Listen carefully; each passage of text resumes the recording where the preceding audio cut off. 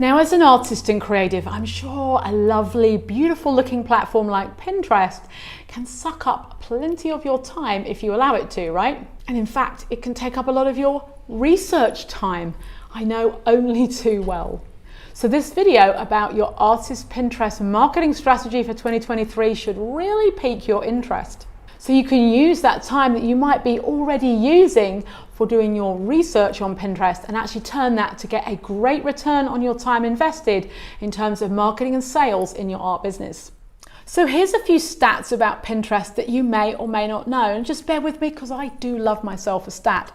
And these are really interesting for us as artists and creatives. So let me just read these out. The platform now has 445 million monthly active users. That's definitely grown. Women take up more than 60% of Pinterest's global audience. That is coming down. At some point, we're going to see 50-50, which is good news for everybody. 85.9% of Pinterest users are also on Instagram. Interesting. People watch close to 1 billion videos a day on Pinterest. I'm just going to say that again for all the video makers out here, the people that love to time-lapse their art. People watch close to 1 billion videos a day on Pinterest. 85% of pinners say they use Pinterest to plan new projects. And there are more than 5 million searches on Pinterest every single month. Now you might well be saying, well, Sophie, that's all well and good, but how does that relate to us? I'm so glad you asked. In this video, I'm going to share my top 5 tips for Pinterest for 2023, but I think number 5 will get you super excited. So make sure that you stay right to the end of this video. Why not grab a pen and paper and take some notes as we go along? In case we haven't met, I'm Sophie, artist, entrepreneur, and art business coach. And I love to help artists just like you to build a profitable business from your creative passion. If you find my videos useful, please do consider subscribing and maybe give this one a little thumbs up if you're enjoying it too. So here's my artist Pinterest marketing strategy for 2023 and those 5 top tips for success. Number 1, get clear on your goal for Pinterest. So we want to remember that Pinterest can be and is a primary marketing tool. Listen, we all get a little bit lost on that home feed. Why not? You're enjoying looking for things. One search leads to another, leads to another, leads to another, and suddenly you're looking for something over here and you've ended up over here. But actually, if you're going to use your time wisely, think of it as a marketing tool, think of it as part of your business, and start changing maybe that hobby to business mindset around Pinterest. So you want to choose a clear objective or goal. So make sure that you set up, if you haven't already, or you build an account that's really focused on your niche. I think now more than ever, it's perhaps time to narrow down the focus of your account. You know, for those of us that set up Pinterest many years ago, it was really encouraged to have boards on all the different avenues of your life and your interest. And suddenly somebody'd land on it and there would not only be art, there'd be travel and food and home decor and weddings and Christmas and all the things that Pinterest loves to promote at specific times of the year. But actually, let's think about you as a business and let's think about how can we narrow it down and niche that just a little bit more. So if you think about what it is you offer and your audience, perhaps lose some of those boards that are not really related to you and the niche, and actually think about how you can add more in that are more related. So if somebody lands on the account, they can immediately see what it is that you do and what it is that you offer. So the first example of a goal might be to build your mailing list. So make sure you stay to the very end of this video where I'm going to show you how to do that. Or your goal might be to make sales from your online course. Or it might be to drive traffic to your Etsy or online store or shop to make sales there. Whatever it is, the first thing you've got to do is set a clear goal so that you have something that you're really working towards when you invest your time on Pinterest. Number 2, you want to choose the right type of pin to get you to that goal. Now there are lots of different pin types on Pinterest, and so it's quite easy just to either just choose one, like the regular static pin, one image, and just keep with that and putting that out. So you've got pins like idea pins, static pins, video pins, rich pins, and more. Now, if you're selling that online watercolor for beginners course, then you might want to use how to static or video or idea pins. where you talk about the pain points that your audience are experiencing because they haven't yet bought your online course on how to paint properly with watercolors. However, if you're looking to drive traffic to your online art store, then something like enabling rich pins would be kind of essential. And idea pins, perhaps to show a little bit about how your product was made, where to hang it, how to look after it, how it works, that sort of thing. So finally, you could say goodbye to random pinning and you can be way more strategic with what you're doing. Let's face it, you want to use your time wisely, right? So this is how to do it. Number 3, you want to amplify your results with Pinterest SEO. Now, I've talked about this before. SEO stands for Search Engine Optimization. Now, as you know, Pinterest is not a social media platform, it's a visual search engine. What does this mean? This means that people use that platform to search for information.